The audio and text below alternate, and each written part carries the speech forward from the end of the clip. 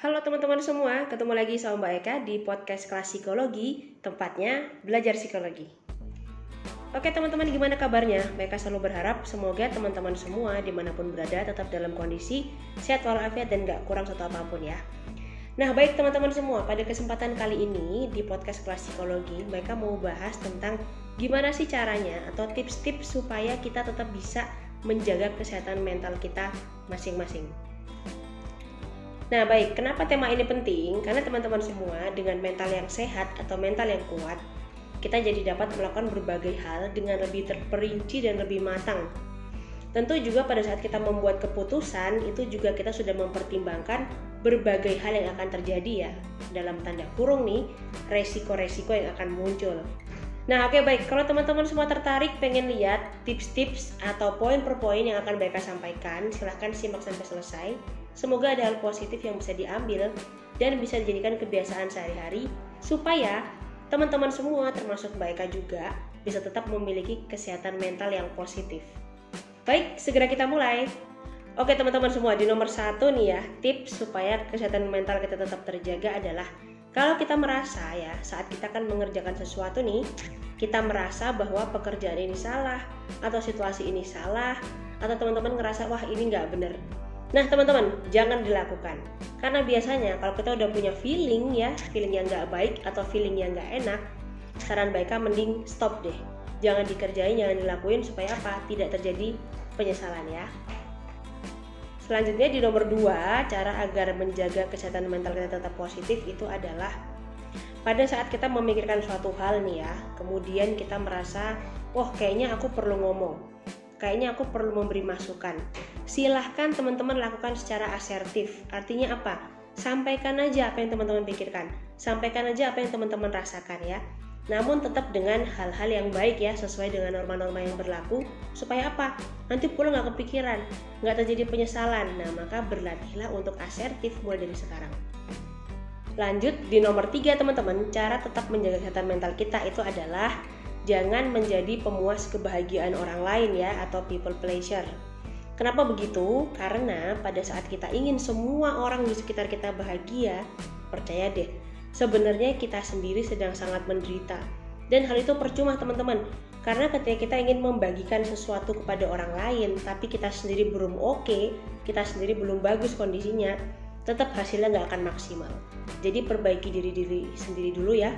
Kemudian teman-teman juga bisa meningkatkan kapasitas kebahagiaannya, capai apa yang ingin dicapai, baru deh teman-teman boleh sesekali mengiyakan permintaan orang lain.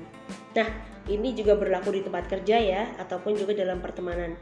Tidak boleh atau tidak benar ketika kita itu menjadi pemuas kebahagiaan orang lain. Semuanya adalah secukupnya aja. Kemudian teman-teman di nomor 4, supaya tetap menjaga kesehatan mental kita, itu adalah dengan stop atau jangan melabel diri kita dengan berbagai stigma-stigma negatif atau kata-kata negatif. Aku memang bodoh, aku memang malas, di keluarga tuh aku memang paling yang gak bisa dan lain sebagainya. Stop teman-teman. Karena apa? Kita bisa dihargai orang lain ketika kita sendiri bisa menghargai diri kita. Nah maka sebelum kita minta dihargai orang lain, alangkah baiknya kita hargai diri kita sendiri terlebih dahulu, supaya pada saat kita bahagia ya, pada saat kita merasa kita sudah mampu, kita bisa, orang lain pun akan menangkap hal itu. Akhirnya mereka juga akan berlaku sama kepada diri kita. Lalu di nomor 5, cara agar kesehatan mental kita tetap terjaga itu adalah berusahalah sekuat tenaga untuk bisa mencapai impian yang ingin teman-teman kejar. Kenapa begitu? Karena tidak ada orang di dunia ini yang bisa membantu kita mencapai impian kecuali kita sendiri dulu teman-teman yang punya keinginan untuk mencapai ke sana. Perkara nanti ada pertolongan, perkara nanti ada bantuan, itu urusan belakangan. Yang penting bulatkan tekad dan mulai dikerjakan dari sekarang ya. Kemudian di nomor 6, cara agar kesehatan mental kita tetap baik itu adalah teman-teman yang gak bisa nih ya, mulai sekarang harus berlatih untuk bilang tidak atau bilang iya sesuai dengan kondisi yang teman-teman hadapi. Nah, kecuali di tempat kerja ya, kalau emang ini sudah perintah dari atasan, nggak boleh. Tapi kalau misalnya perintahnya negatif, teman-teman juga berhak menolak. Nah, cuman dalam pertemanan, misalnya dalam lingkungan keluarga, ngobrol dengan saudara, Gak ada salahnya teman-teman berlatih untuk mulai sekarang lebih asertif dan bijaksana ngomong ya atau tidak, mau atau enggak, dan sampaikan alasannya. Baik, di nomor 7, cara untuk menjaga kesehatan mental kita adalah teman-teman coba lepaskan berbagai hal di dalam diri kita ya, terutama itu hal-hal yang memang tidak bisa kita kontrol. Jadi misalnya menginginkan perubahan orang lain ya, menginginkan orang lain baik sama kita, pengen orang lain ngomongnya jadi ramah sama kita, atau pengen kita dapat rezeki yang besar, pengen dapat apa segala macam. Hal-hal boleh berdoa, tapi teman-teman perlu pahami bahwa sebaiknya kita melepaskan berbagai hal yang tidak dalam kontrol kita. Cukup kita yakini, kita doakan bahwa oke, kita akan mendapatkan hal tersebut dalam kehidupan kita entah kapanpun itu. Nah, ketika teman-teman sudah melepas berbagai hal yang bukan dalam kendali kita atau kendali teman-teman, maka nanti berbagai peluang baru itu akan bermunculan ya. Nah, tugas kita tinggal melihat peluang itu. Bisa nggak kita ngelihat peluangnya? Kemudian bisa nggak juga kita menangkap peluang itu supaya menjadikan peluang baru untuk diri kita mencapai kesuksesan.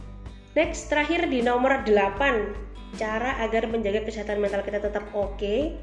Teman-teman silahkan jauhi drama ya, segala macam bentuk drama kehidupan, pikiran negatif ya, dan juga hal-hal yang bisa bikin kita menjadi emosi.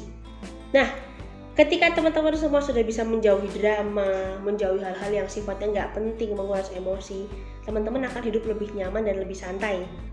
Kalau udah hidup lebih nyaman dan lebih santai, secara otomatis kita juga pikirannya tertata. Kita mau ngapain, mau usaha, mau kerja, atau mau buat hal-hal yang lain ya, itu jadi lebih enak. Dan langkahnya pun jadi lebih jelas terlihat. Karena apa? Memang hidup kita jauh dari hal-hal yang tidak penting.